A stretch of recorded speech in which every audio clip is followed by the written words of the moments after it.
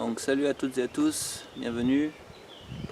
Cette fois je vais essayer le kit achat chaud, donc dans un premier temps avec un apport d'énergie extérieur, c'est-à-dire j'ai mon chargeur de batterie là, qui est relié sur la batterie, et puis le kit achat chaud il va fonctionner avec ça. Il va produire de l'hydrogène, de l'oxygène qui va être aspiré par le moteur. Et on verra si la puissance, si la consommation du moteur est diminuée, la consommation d'essence. Donc normalement elle devrait être diminuée puisqu'il y a un apport de gaz extérieur. Et puis dans un deuxième temps on essaiera de faire produire le gaz avec l'énergie du générateur pour voir si ça améliore quand même l'efficacité du moteur. Voici un graphique avec toutes les efficacités que j'ai mesurées jusqu'à maintenant aux alentours de 1000 watts en puissance de sortie. On voit que ça varie à peu près de 11 à 13%. Ces deux lignes bleues, elles représentent l'écart que je peux obtenir avec mes incertitudes de mesure et les variations qui sont peut-être dues au moteur. Je vais donc placer les efficacités obtenues avec ce kit achat chaud par rapport aux anciennes mesures pour pouvoir les comparer. J'ai un demi-litre d'essence comme d'habitude.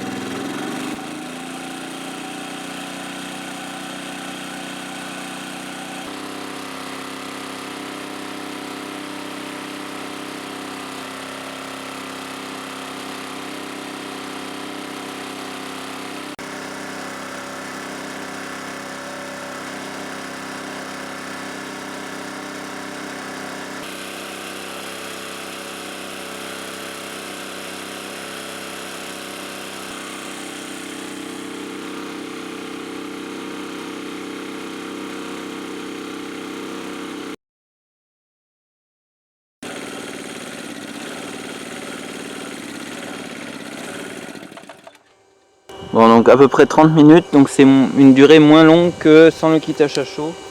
Pour ce premier essai, j'ai obtenu une efficacité de 11,54%. C'est une efficacité qui reste dans la limite des lignes bleues, mais elle est très faible par rapport aux autres efficacités que j'ai pu obtenir avec ce moteur. Bon, donc je vais refaire un essai sans le kit achat chaud pour vraiment comparer avec le même réglage, parce que j'ai peut-être changé le réglage de l'accélération là entre temps. Donc on va réessayer sans le kit achat chaud. Allez, un demi-litre. Et c'est reparti. J'ai rebouché ici, il n'y a plus le kit achat chaud qui est relié. Et je vais démarrer.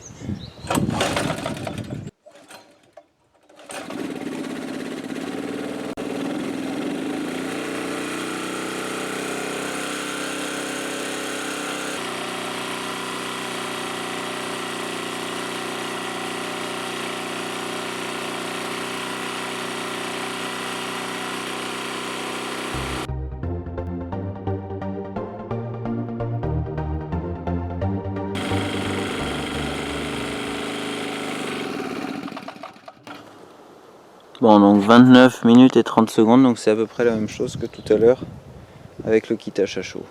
J'ai obtenu une efficacité de 11,19%. Donc effectivement c'est une efficacité plus faible qu'auparavant avec le kit achat chaud. Bon, donc la durée de fonctionnement est sensiblement la même avec ou sans le kit achat chaud. J'ai quand même fait deux essais l'un à la suite de l'autre avec exactement les mêmes réglages, tout pareil. Et on trouve le même temps, bon, avec des imprécisions évidemment. Mais voilà, je peux pas faire mieux au niveau des mesures de temps et de quantité d'essence que je mets. Donc en tout cas s'il y a une amélioration avec le kit achat chaud, elle est pas visible avec ma précision de mesure. Donc maintenant ma question c'est, est-ce que en utilisant la sortie du générateur là, qui produit du 14 volts et demi à vide, est-ce que en faisant fonctionner le kit achat chaud avec cette sortie du générateur, est-ce que la performance sera peut-être plus faible puisqu'on tire en plus du courant du générateur? C'est ça ma question maintenant. On va faire ça.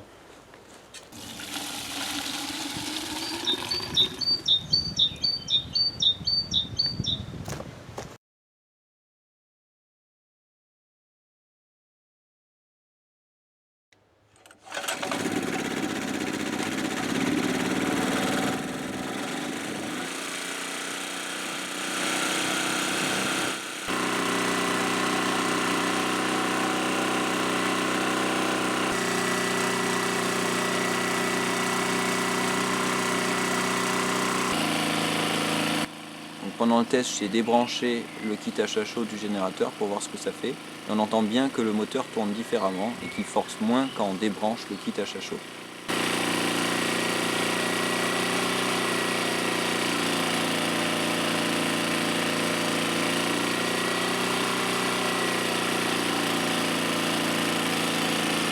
Donc, ce qui montre bien que de produire le gaz demande de l'énergie au moteur.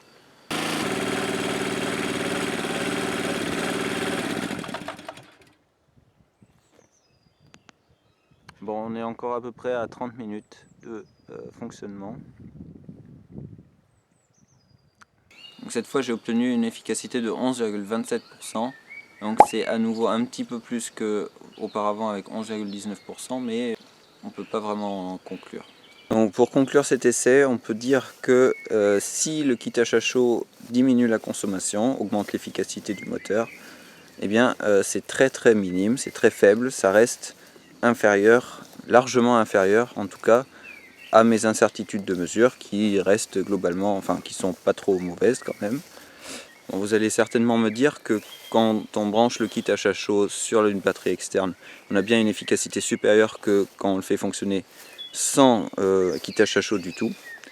Et quand on branche le kit achat chaud sur le générateur, eh bien on a une efficacité qui est entre l'efficacité sans le kit achat chaud et l'efficacité avec le kit achat chaud alimenté par une batterie extérieure.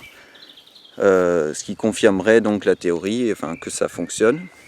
Mais donc ces valeurs, elles restent vraiment largement inférieures à mes incertitudes de mesure. Donc on peut pas conclure avec ça, avec ces données. Pour vous montrer ça, je vous affiche encore une fois la courbe de toutes les efficacités que j'ai pu obtenir avec toutes les puissances de sortie. Et on voit bien que les points du kit achat chaud, ils ne sortent pas de la forme générale de la courbe. Je pense que si on y réfléchit bien, il est assez clair que juste en mettant le kit achat chaud sur le moteur, ça ne suffit pas pour faire baisser la consommation. En fait, il faut aussi réussir à baisser l'arrivée d'essence.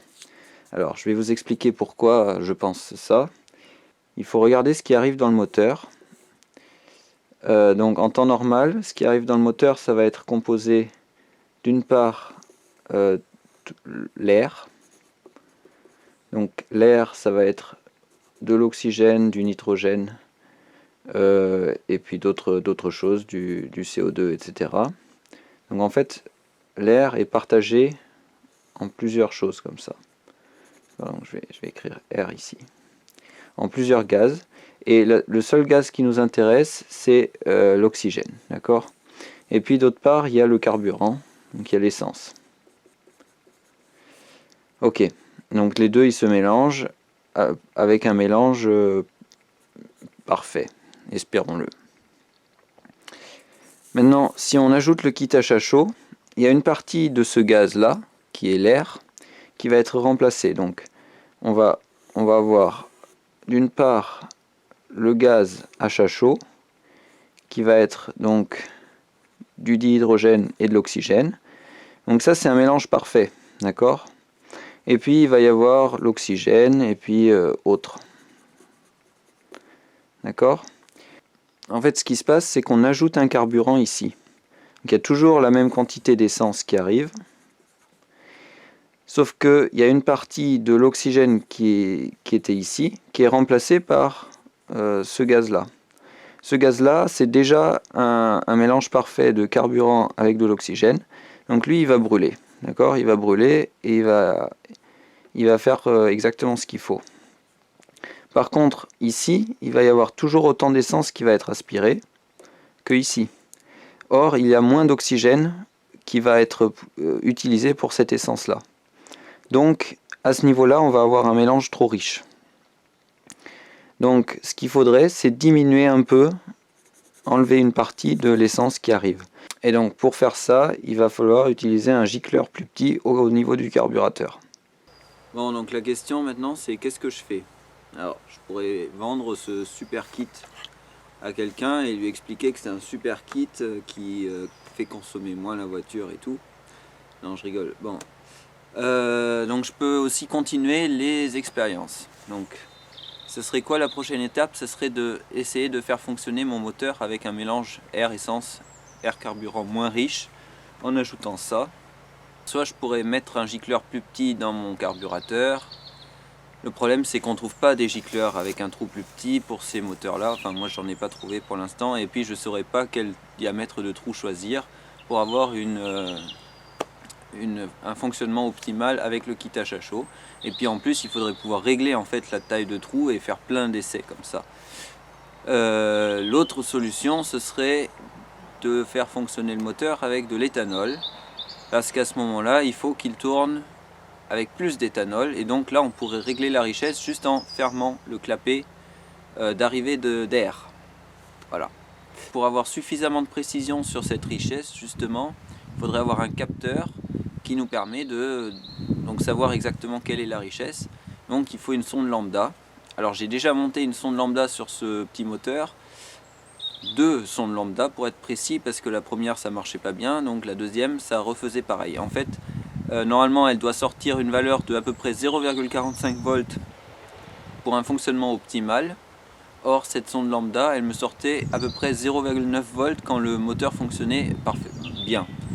Et puis en plus j'avais pas beaucoup de précision, donc ça me servait à rien. Donc ce qu'il me faudrait, ça serait une sonde lambda mais large plage. Voilà. Donc je ferai peut-être ça dans des prochaines vidéos avec ce kit, etc. Mais bon, c'est peut-être pas pour tout de suite. Il faut déjà que je commande ça. Ça coûte quand même assez cher une sonde lambda. Donc là, celles que j'avais, je les ai prises à la casse. Mais une sonde lambda large plage avec l'afficheur qui affiche le taux d'oxygène qui reste dans les gaz d'échappement, ça coûte plus de 100 € en tout cas. Donc bon, en tout cas c'est un truc intéressant. Je vais peut-être même monter un truc comme ça sur ma 4L. Mais donc c'est pas pour tout de suite. Mais en tout cas, j'espère que cette vidéo vous a quand même plu. Donc grosso modo, ça dit que un kit à chaud, ça ne change pas grand chose. En tout cas pas dans mes capacités de mesure. Au niveau de la consommation, si on ne change rien sur le moteur essence, à part injecter un peu de gaz à chaud dans le moteur. Voilà. Allez, je vous dis à la prochaine.